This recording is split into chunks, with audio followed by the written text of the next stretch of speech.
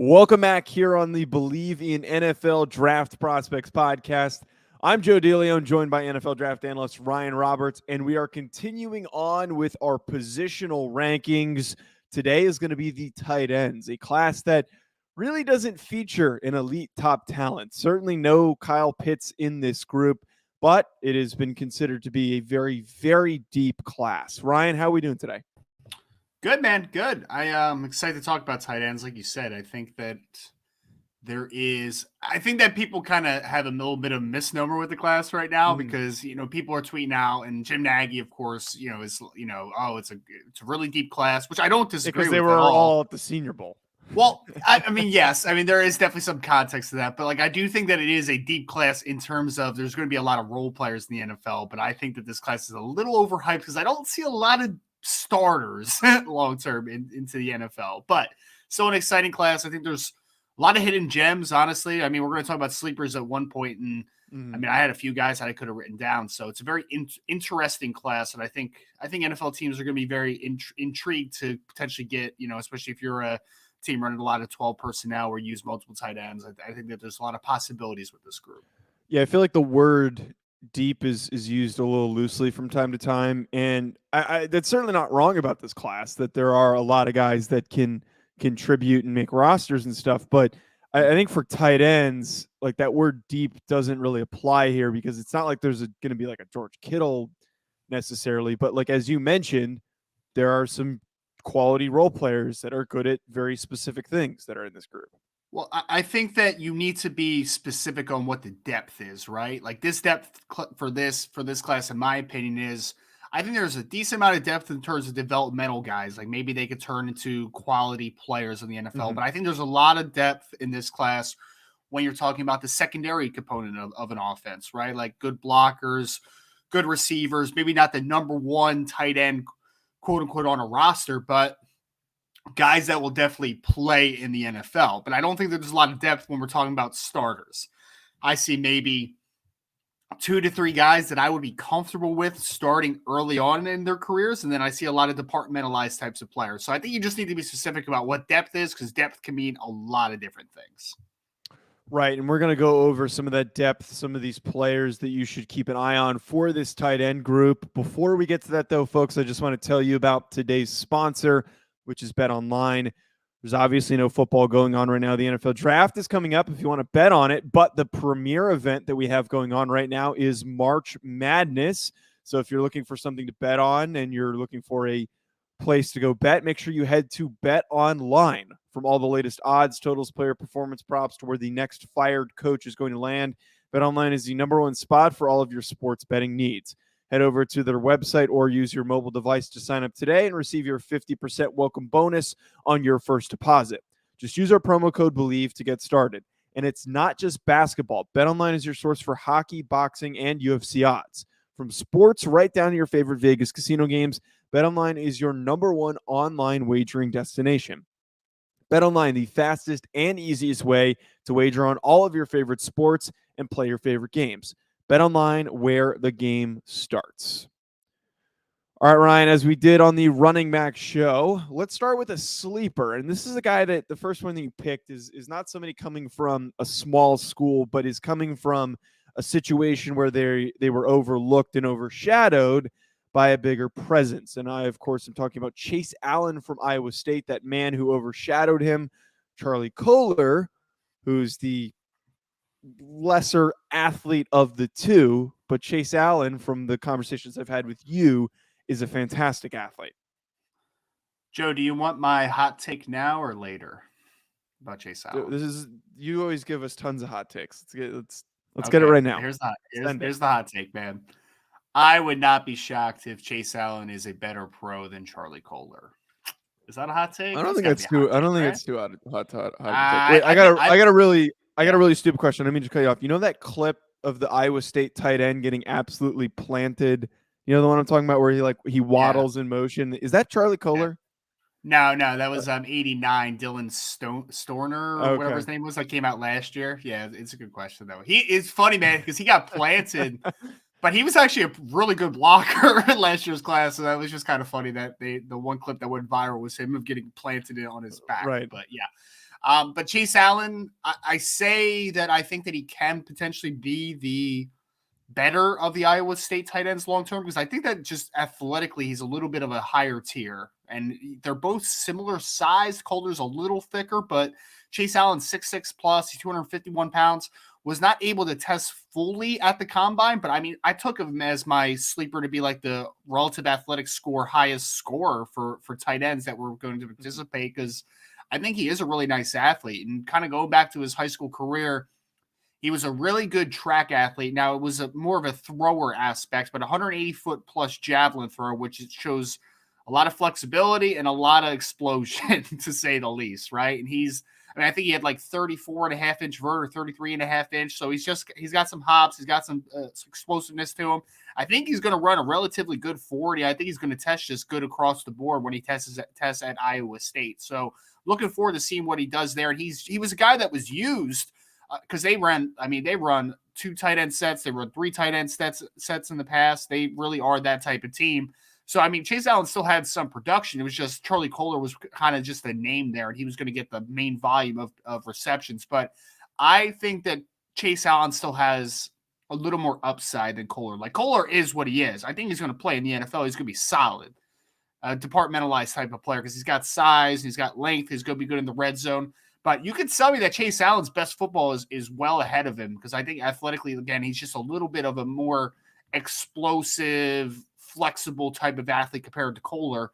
So when we're talking about sleepers, I mean, nobody's going to talk about Chase because he was behind All-American tight end and Charlie Kolar. But I wouldn't be shocked if Chase Allen goes late, maybe 6th, 7th round, maybe UDFA, makes the roster. And I think that he could develop into I don't know, maybe not starter, but I think that he can produce at the next level, because I think there's untapped potential and there's size components too, where solid blocker, not a great blocker, but I think that there's a developmental potential there too, because he has a big frame as well. So I like Chase Allen. I think he's a late round sleeper or UDFA that I think could make a football team, and I think could surprise some people. So let me ask you this, though. Why do you think Chase Allen was not getting as much usage at Iowa State? Do you think it was just purely because of Kolar? Well, I mean, mostly. I mean, the context is that Chase Allen played a lot of football, and I think his last year he had 20-something receptions, so he had some production, right? But it's just a simple fact that Charlie Kolar has been a known commodity for 3 years for Iowa State, and he's had the trust of Brock Purdy and had the trust of Matt Campbell and his staff. So I think it's just like one of those situations. We see it all the time where sometimes coaches get kind of lost in what they know, right? It's the known versus the unknown. So when they have a proven commodity like a Charlie Kolar, maybe they don't spread the wealth as much as they should. But I think that there is just more athletic upside. And I think there's athletic potential to a guy like Chase Allen. So, I mean, I think that he quantifies the term sleeper because, I mean, he's just been kind of lost amongst the shuffle, even though he has been a valuable player for Iowa State, just not the name that Charlie Kolar is right now. So when I put together the notes and I put out the category of most overhyped for the tight end group, I knew exactly who you were going to put. And I even asked if you were going to include this guy in your top 5, and you did, but you still were not a very big fan of him based on the words that you used to describe him. So your most overhyped is Jalen Weidermeier from Texas A&M. And at one point, at the beginning of the cycle, before the season even started, everyone was saying this guy was clearing away the first tight end of the group, possible first-round pick. Seems like he's kind of fallen from grace a little bit. He's still in that conversation at the top. But you, I have known since the beginning, are not a fan of Jalen Wydermeier. Yeah, I mean, I watched his 2020 film back in the summer, and I was fine with it, you know? Like, I wasn't excited about it, though, because I'm like, all right, he has a big frame, he wins above the rim, he's got good hands, developmental potential as a blocker, even though he's not a good blocker right now. But then, honestly, Joe, 2021 was a disaster for Jalen Weidermeier, man, because, I mean, let's put it like this, right? He's not the best athlete of all time. I think as a player that could stretch the seam, I think he's fine. I don't think he's overly explosive, though. I don't think he's flexible. He's going to win just off of his big frame out of breaks. Like, he's not a guy that's going to create a ton of separation.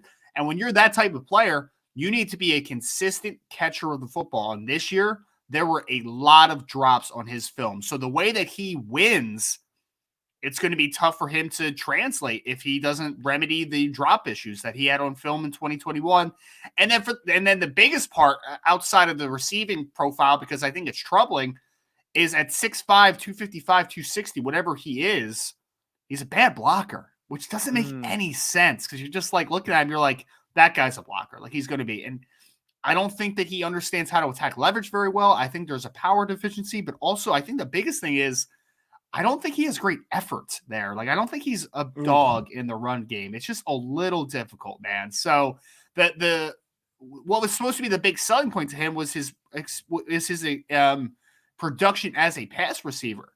But if you're a guy that's just going to win above the rim and you don't consistently catch the football, I have no use for you. I don't think he's a great athlete. I don't think he's a great blocker. I still see some mock drafts sometimes where he's going top 50, and I'm just like, man, I don't see that. Like, this kid's a day 3 player to me, like 4th, 5th round, somewhere in that ballpark. Like, I am just missing it with Jalen Wydermeier. Not a terrible player, but like a troubling player, to say the least. See, I feel like our listeners are going to think that that's the hot take of the show, not the Charlie Kohler take. You think so? I don't know, man. Because everyone, those that don't watch the tape just look at the numbers, and it's the reason why people listen to a show like this, because they want to get that inside opinion and thought on a player like this, and everyone's just going to recognize that name of Jalen Weidermeier and think that this is a top 3 tight end, but you've actually done your due diligence. So I think that there's probably going to be somebody who comments on the video and says that they disagree. Well, I mean, and it's fair, right? Like, I think it's a fair assessment, but also, I mean, Jalen's a young kid, so like he could be a lot better in theory. So this isn't like a end all be all to Jalen Wydermeier to say like he is a finished product, he's maxed out. Like he could be a better, there's no doubt. But I even think like the games where you try to highlight him as like this big time player, like Alabama last year, I think he had a touchdown, right? But if you watch the context of the game, I mean, it's just like a simple crossing route, and then Alabama just like doesn't pick him up in zone coverage, and it's just like a blown coverage, and that led to the touchdown. Like it wasn't anything that Jalen Weidermeier did that was exceptional, even in that football game. So I just think there was context to it, and I mean, judging where he's being pegged right now, man, like I don't get it at all because again, at the top of this class, it's not great. So maybe somebody's going to take a gamble on a guy like Weidermeier because you buy yourself into it, but like I don't know, man. Like I just think that there's not enough of a baseline for me, a floor with a Weidermeier to be comfortable with. And I honestly also question what the ceiling is because people act like this kid is like this great athlete and he's all this. I'm just like, I mean, I think he's a very average athlete who has a big frame and not a good blocker. I mean, like, what are we doing here? So I'm just missing with Weidermeier, man. Just missing it. I hope for the best of development, but I think it's going to be tough for him to secure a consistent amount of playing time early on in his career. All right, let's get into these rankings now, Ryan. At number 5, you have James Mitchell from Virginia Tech. So start us off. Why did you pick James Mitchell to be in your top 5? Well, honestly, if James never got hurt, he'd probably be a little higher than this. He would probably be over Weidermeier, but he had an injury that he missed the majority of the season for Virginia Tech, and he is a great young man to start out with. He's been an ambassador for that football team. I think they call him the governor, if I heard that correctly. It's like his nickname on the team. So he's just been like that well-spoken, good teammate. But I really am excited about the traits that he has. He's kind of that movement-based tight end, a little similarly to Brevin Jordan, who came out of Miami, right? Like he's a guy that's going to play a little more of an H-back wing, maybe in the slot at times. But he's a really nice athlete, pretty flexible, has good straight line speed. Everything's there to be kind of a seam buster yak guy. And he can do things after the catch. So I really like the athletic profile. He's not the biggest kid in the world. He's only about 6'2" and some change, 250 pounds, but he's pretty, solidly built together. And he actually has a lot of effort in the run game. Now, there's going to be some deficiencies there because he's just not the longest guy of all time. So he's not going to be able to maintain leverage consistently. But he has efforts. And as that H-back type of player, I think that he blocks well enough where he can play in line to a degree at times as well. So I like James, man. I think he's a good athlete. I think there's a movement aspect to him. I think that he would have been maybe late day 2 type of player if he did not get hurt. But I think a team is going to get a gamble on day 3 for a player that I think has a role at the next level. It's just about, obviously staying healthy after the lost season this year for Virginia Tech. So you've already given us your spiel on Jalen Wydermeier, but you have him as your fourth tight end, the guy out of Texas A&M. So separate from the deficiencies that you've highlighted, why does he fit there at 4 for you in this class? Because I do think there's upside with him. He's a young guy, like I said. He does have a great frame. He probably has the best frame in this class. He is long and, I mean, just a good frame. Like, he could put on a substantial more amount of weight, too, even though he's like 255. Like, he could play 265, 270 even, I think, with the frame that he has. And going back to 2020, there were a lot of instances where you saw the ability to win at the catch point and you saw strong hands. I'm not sure what happened in 2021. Maybe it was an admiration. Maybe it was just pressing a little bit too hard. But I do think that there still is tools to work with. And I think that there's tools in the run game if he had the want to do it. So I think that there's more upside just from a frame physicality perspective. It's just about putting it together with Weidermeier. And unfortunately, he hasn't put it together yet. But I do think that there is hope for the future. It's just about falling into the right situation, I think, for Jalen Weidermeier. Moving on up to number 3 is a guy that I personally really like, Isaiah Likely from Coastal Carolina. Now, Likely didn't do any athletic testing at the combine, so we didn't get to see him flex those muscles, but we see the guy on tape make all these really, really nice plays. He's got that 90-something yard touchdown that he had during the season. So this is a big play threat, and you put him at 3. He was also on the show at one point, so if you want to check out that interview, make sure you go back through the archives. But for you, Isaiah Likely, number 3, let's hear it. Yeah, no, he's so similarly to how I just highlighted James Mitchell. I feel pretty on the same wavelength with Isaiah Likely. He's definitely a movement-based guy. He's not a true inline tight end, but he's got a little more size than James Mitchell, at least height and length. He's around 6'4", 245 pounds, so has a good frame to work off of. He's a pretty densely built kid too, especially in the lower half. So I think that there's some power profile, and he has a lot of want in the run game, and there's flashes of really good stuff as a blocker. But again, some deficiencies in that area because he just doesn't have the frame to maintain leverage all the time. And there's just the size limitations with him. But he is a really nice straight line athlete. In Coastal's offense, man, like they're running this option offense where they're just sneaking him down the seam, and he's out running linebackers, he's out running safeties. He's got nice straight line speed. I think flexibility is good. It's sufficient. He can get in and out of breaks. I think there's variety to him as a route runner potentially.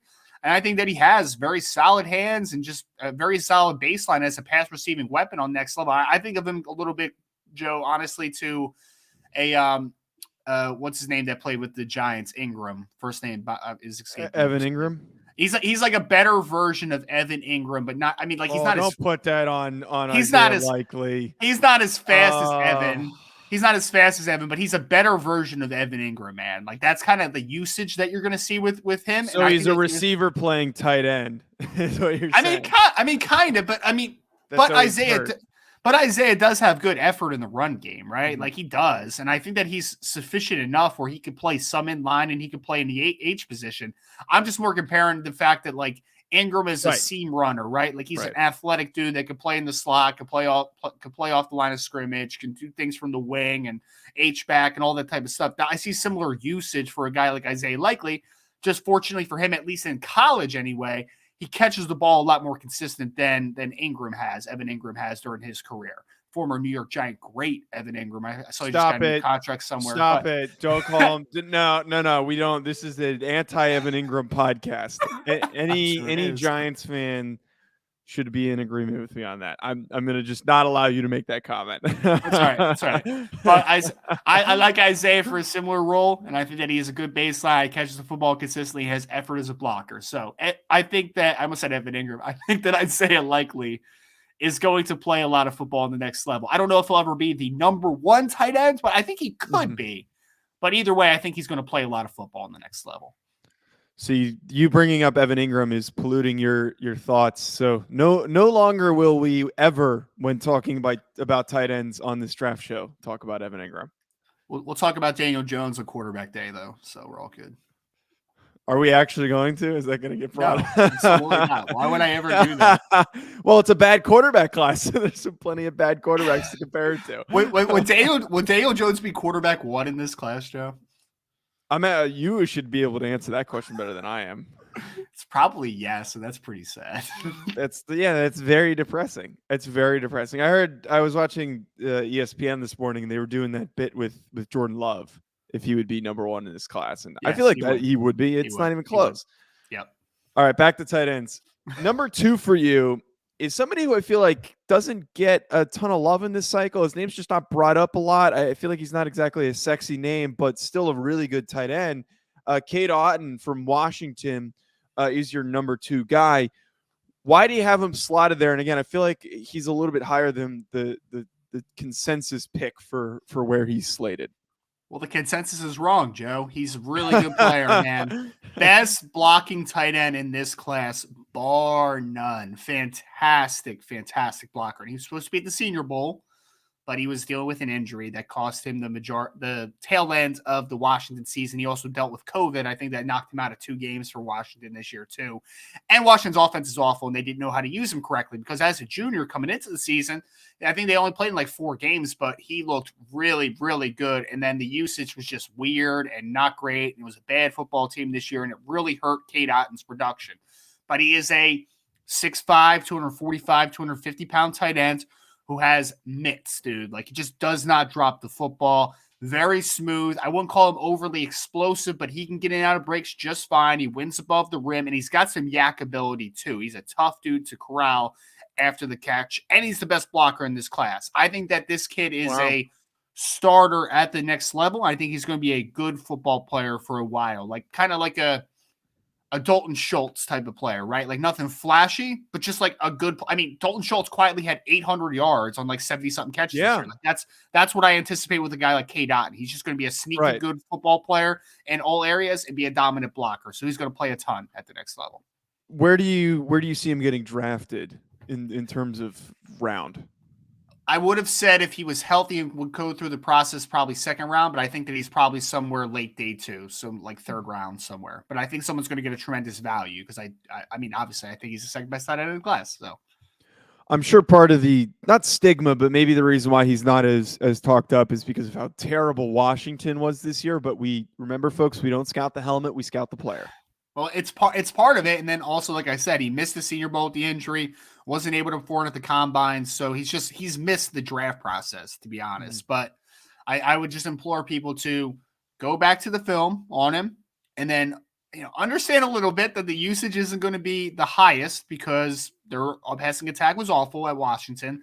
But there are flashes. Everything was awful at Washington. Yeah. Oh, it was bad. It was the cornerbacks secondary was pretty good. But yeah, for the most part, you're absolutely correct. But I think that Cade Otton, the traits I think are better than what the production was, and I think that getting into a right situation, it's going to do a lot for boosting that production as well. All right, last guy for you, Ryan. Trey McBride from Colorado State. He is seemingly the consensus first overall tight end in this class. Really not a lot of variations, I feel like, for that number 1 spot. But Trey McBride kind of brought up as that early day 2-ish tight end to be selected. What are your thoughts on McBride? I'm doing an early victory lap on this one, Joe, because I remember I went on a Shocker. podcast. Shut up, dude. Shut up. I went on a podcast with Devin Jackson, who is a part of RisingDraft.com, and in the summer.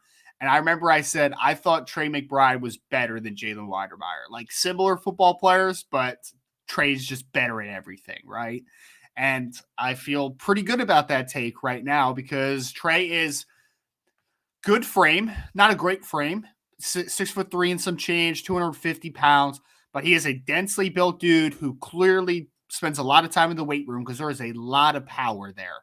I think that Otton's the best blocker in the class, but I think that Trey is probably 2nd best. Like, he gets after in the run game. He's got some incredible highlights, especially working in space as a blocker. Everything's great in the run game.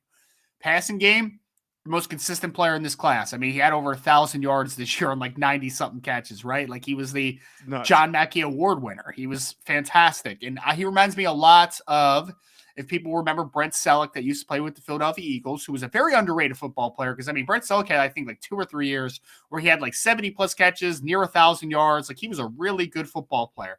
Nothing flashy from an athleticism perspective from Trey McBride. I would call him incredibly fluid player, gets in and out of breaks easy, solid speed, everything's good. I wouldn't know if I would call him the most like flexible, explosive type of player, but he understands how to attack leverage, gets in and out of breaks, and Joe, easily, I'm going to say easily on this one, the best hands in this draft. Nothing hits the ground, man. Nothing. When he's up in the air, Wait, honestly, you're saying out of the tight ends or just in general? anyone, Wow. wide receivers, tight ends, any skill position, it doesn't matter, dude. This guy, I mean, he just doesn't drop the football, and he wins through traffic, through contact. Everything is just so good as a baseline, as a receiver, and he's a really good blocker as well. Best all-around tight end in this class, and I think that he's going to be a I don't want to say perennial Pro Bowler, but I think he's going to get near that top, right? Like, I don't know if he's ever going to be a star, but he's going to be a Austin Hooper type where he's just going to be like 800 yards on his peak and he's 900 yards, Brent Selleck type. Like, that's just what he is. And I just think that just all around profile, I think is just so good, man. And you're going to be able to depend on Trey McBride to be a really good player just because he just doesn't do the things that you need him to do, the baseline stuff. Like, he's going to block and he's going to catch the football. He's going to play through contact. Those things are an absolutes with him. And I think it's being undersold what the athlete he is. I don't think he's a great athlete, but I think he's a better athlete than some people are giving him credit for as well. Well, there you have it, folks. Ryan's top 5 tight ends for the 2022 NFL draft class. Make sure you're subscribed to the feed wherever you're tuning in, YouTube or audio, so you don't miss out on the rest of our rankings. We are just getting started with rolling through these, so make sure you don't miss out on any of them. You can also follow us on Twitter at NFL Prospects Pod, at Joe DeLeone, at Rise and Draft, and then also head to riseanddraft.com for a lot of fantastic analysis and a fantastic mock draft simulator. Enjoy the rest of your day, folks. We will talk